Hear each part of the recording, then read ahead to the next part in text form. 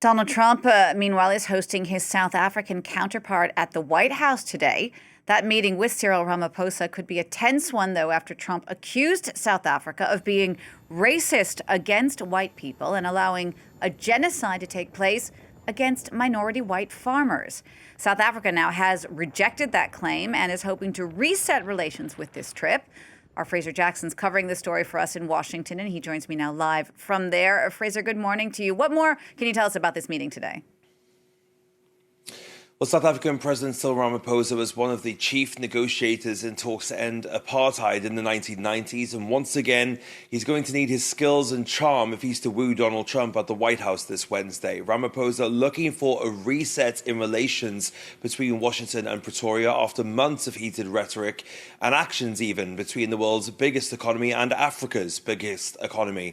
Ramaphosa will be looking to speak Trump's language and focus really on trade. Now, in 2024, over $20 billion worth of trade flowed between the two countries, but only about a quarter of that was sold by the US. Trump's fixation on balancing trade relationships means that South Africa will likely present opportunities for the US to sell more to the African nation. But a White House official says that Donald Trump is planning on taking issue with some domestic equality laws as well. For example, under South African law, larger businesses must be 30% owned by disadvantaged groups. That includes black South Africans.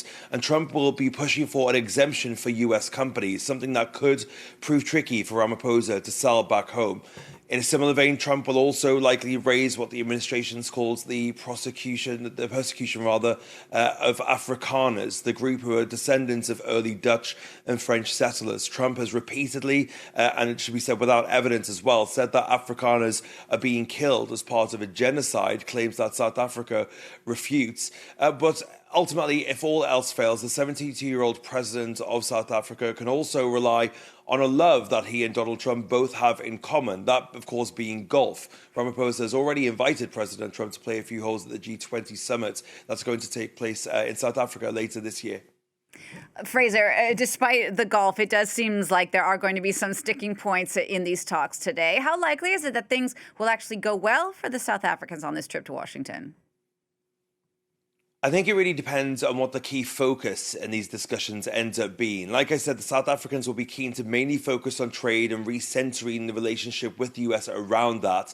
But if things end up going south, it'll likely be because discussions centered around the perceived persecution of the white Afrikaners. Trump is already upset with South Africa because of the genocide case that it lodged against Israel at the International Court of Justice. But his focus now seems to be on what he calls the plight of the Afrikaners. And that's also something that's been fueled by his friend Elon Musk, who, of course, himself is a white South African. South Africa's recent implication of a law as well, which allows the uncompensated seizing of land when deemed equitable and in the public interest, has drawn criticism from the Trump administration. That even prompted the US, actually, to welcome scores of white Afrikaners as refugees escaping racial discrimination just last week.